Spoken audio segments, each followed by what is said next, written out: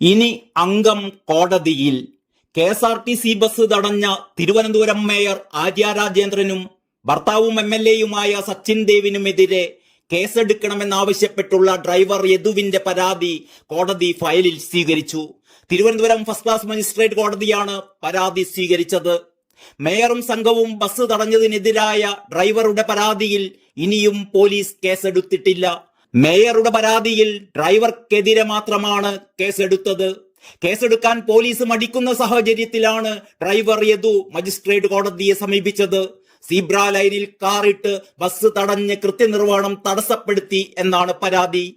ഇതിനിടെ മേയറുമായി തർക്കമുണ്ടായ വിഷയത്തിൽ യദുവിന്റെ ഡ്രൈവിംഗിൽ തെറ്റില്ലെന്ന് KSRTC vigilance വിഭാഗവും കണ്ടെത്തിയിരുന്നു.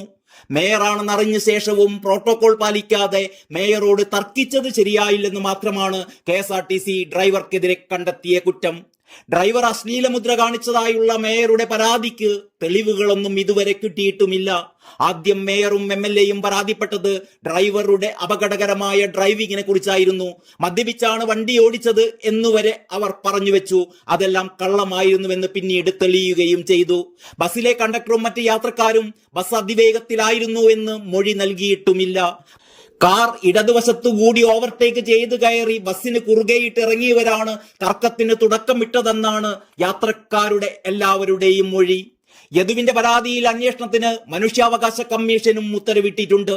കെ.എസ്.ആർ.ടി.സി ബസ് നടുറോട്ടിൽ തടഞ്ഞിട്ട് ഔദ്യോഗിക കൃത്യനിർവഹണം തടസ്സപ്പെടുത്തി അപമാനിച്ചവർക്കെതിരെയും ഇത് സംബന്ധിച്ച് പരാതി നൽകിയിട്ടും കേസെടുക്കാത്ത കന്റോൺമെന്റ് SHOക്കെതിരെയും നിയമ നടപടി സ്വീകരിക്കണമെന്ന യദുവിന്റെ പരാതി അന്വേഷിക്കാനാണ് മനുഷ്യാവകാശ കമ്മീഷൻ ഉത്തരവിട്ടിരിക്കുന്നത്.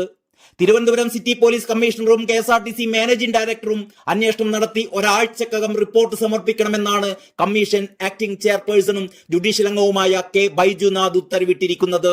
മെയ് 9 തിരുവനന്തപുരത്ത് കമ്മീഷൻ ഓഫീസിൽ നടക്കുന്ന സിറ്റിംഗിൽ കേസ് പരിഗണിക്കും. ആര്യ രാജേന്ദ്രൻ, DN സച്ചിൻ ദേവ്, അരവിന്ദ്, കണ്ടാലറിയാവുന്ന മറ്റു 2 പേർ എന്നിവർക്കെതിരെയാണ് പരാതി. ഏപ്രിൽ 27 കെ.എസ്.ആർ.ടി.സി ബസിന്റെ യാത്ര തടസ്സപ്പെടുത്തി എന്ന് പരാതിയിൽ പറയുന്നു. തന്നെ അസഭ്യം വിളിക്കുകയും യാത്രക്കാരെ ബസ്സിൽ നിന്നും ഇറക്കിവിടാൻ ശ്രമിക്കുകയും ചെയ്തു. ഏപ്രിൽ 27 രാത്രി 10:30 കന്റോൺമെന്റ് SHOക്ക് പരാതി നൽകിയിട്ടും കേസെടുക്കുകയോ അന്വേഷണം നടത്തുകയോ ചെയ്തില്ല. യാതൊരു അന്വേഷണവും നടത്താതെ തനിക്കെതിരെ കേസെടുത്തു എന്നും യദുവിന്റെ പരാതിയിൽ പറയുന്നു. കന്റോൺമെന്റ് SHOയെ അന്വേഷണ ചുമതലയിൽ നിന്നും മാറ്റി മറ്റൊരു ഏജൻസിയെ കൊണ്ട് അന്വേഷിക്കണമെന്നാണ് യദുവിന്റെ ആവശ്യം. 1 മുതൽ 5 വരെയുള്ള എതിർകക്ഷികൾക്കെതിരെ ഔദ്യോഗിക കൃത്യനിർവഹണം തടസ്സപ്പെടുത്തിയതിനും തന്നെയും യാത്രക്കാരെയും സഞ്ചരിക്കാൻ അനുവദിക്കാത്തതിനുമെതിരെ അന്വേഷണം നടത്തി നിയമ നടപടി സ്വീകരിക്കണമെന്നാണ് യദു ആവശ്യപ്പെടുന്നത്. മേയർ ആര്യ രാജേന്ദ്രനും കെ.എസ്.ആർ.ടി.സി ഡ്രൈവറും തമ്മിലുണ്ടായ തർക്കത്തിൽ കണ്ടക്ടർ സുബിന്റെ മൊഴിയും യദുവിന് അനുകൂലം തന്നെയാണ്. ഡ്രൈവർ യദു ലൈംഗിക അധിക്ഷേപം നടത്തുന്നത് താൻ കണ്ടില്ലെന്നാണ് കണ്ടക്ടർ സുബിൻ പോലീസിന് നൽകിയ മൊഴി. ബസിന്റെ പിൻസീറ്റിലായതിനാൽ ഒന്നും കണ്ടിട്ടില്ല. മേയർ സഞ്ചരിച്ച വാഹനത്തെ ഓവർടേക്ക് ചെയ്തിട്ടുണ്ടോ എന്നുപോലും വ്യക്തതയില്ലെന്ന് സുബിൻ മൊഴി നൽകിയിട്ടുണ്ട്. കേസിലെ നിർണായക തെളിവായ CCTV ദൃശ്യങ്ങളടങ്ങിയ മെമ്മറി കാർഡ് ബസ്സിൽ നിന്ന് കാണാതായ സാഹചര്യത്തിൽ ഏറെ നിർണായകമാണ് കണ്ടക്ടറുടെ ഈ മൊഴി. അതേസമയം സുബിൻ ഡ്രൈവറുടെ സീറ്റിന് സമീപത്ത് തന്നെയുള്ള കണ്ടക്ടർ സീറ്റിലാണ് ഇരുന്നത് എന്നാണ് യദു പറയുന്നത്. അതല്ലാതെ പിൻസീറ്റിലല്ല. MLA ബസ്സിലേക്ക് കയറുമ്പോൾ ഇരിക്കണം സഖാവേ എന്ന് പറഞ്ഞ് കണ്ടക്ടർ എഴുന്നേറ്റ് മാറിക്കൊടുക്കുകയായിരുന്നു എന്നും കൂടി യദു പറഞ്ഞിരുന്നു. അതിനിടെ ഡ്രൈവർ യദു മോശമായി പെരുമാറിയെന്ന ആരോപണവുമായി നടി റോഷ്ന ആൻഡ്രോയ് രംഗത്തെത്തി. റോഡ് യാത്രക്കിടെ ഇതേ ഡ്രൈവറിൽ നിന്നും തനിക്ക് മോശം അനുഭവം ഉണ്ടായി എന്നും MVDയോടന്ന് പരാതിപ്പെട്ടിരുന്നുവെന്നുമാണ് റോഷ്ന ഫേസ്ബുക്ക് പോസ്റ്റിൽ എഴുതിയത്. ബസിന്റെ ചിത്രവും ഫേസ്ബുക്ക് പോസ്റ്റിലുണ്ട്.